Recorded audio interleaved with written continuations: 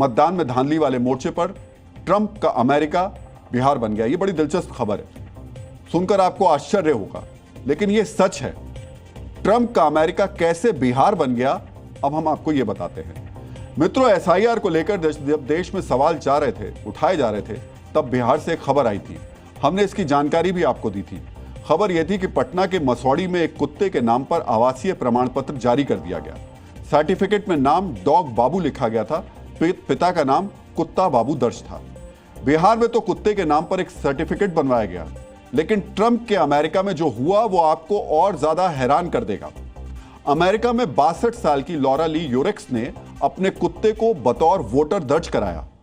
Voter बने कुत्ते ने 2 चुनाव में वोट भी दिए। Orange county district attorney officer के मुताबिक कुत्ते की वोटर आईडी से 2021 में गवर्नर रिकॉल चुनाव में वोट डाला गया। यह वोट काउंट भी हुआ।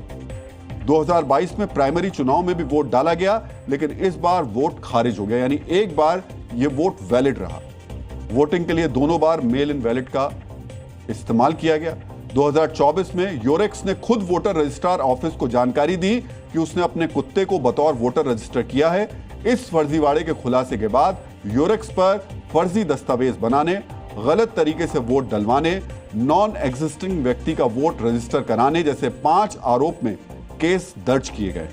आरोप साबित हुए तो यूरेक्स को 6 साल की सजा हो सकती है। अमेरिका में कुत्ते के वोटिंग वाला केस वायरल है। चर्चा इसलिए हो रही है क्योंकि अमेरिका के चुनाव में धांधली की शिकायत बहुत कम होती है।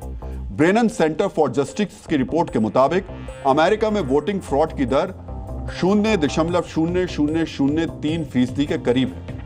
2020 के राष्ट्रपति चुनाव में जो चुनावी एजेंसियां हैं, उनको करीब 25 लाख ऐसी शिकायतें मिली थी। ज्यादातर शिकायतें वोटर लिस्ट, पोस्टल बैलेट में देरी और सुरक्षा से जुड़ी हुई थी।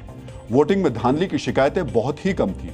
जांच में इनमें से ज्यादातर शिकायतें गलत निकली। लेकिन लॉरा यूरेक्स की चर्चा इसलिए हो रही है क्योंकि उन्होंने खुद वोटर रजिस्ट्रार ऑफिस को इसकी जानकारी दी। जांच में यह मामला सही पाया गया और लॉरा पर केस भी अब दर्ज हो चुका है। जी न्यूज़।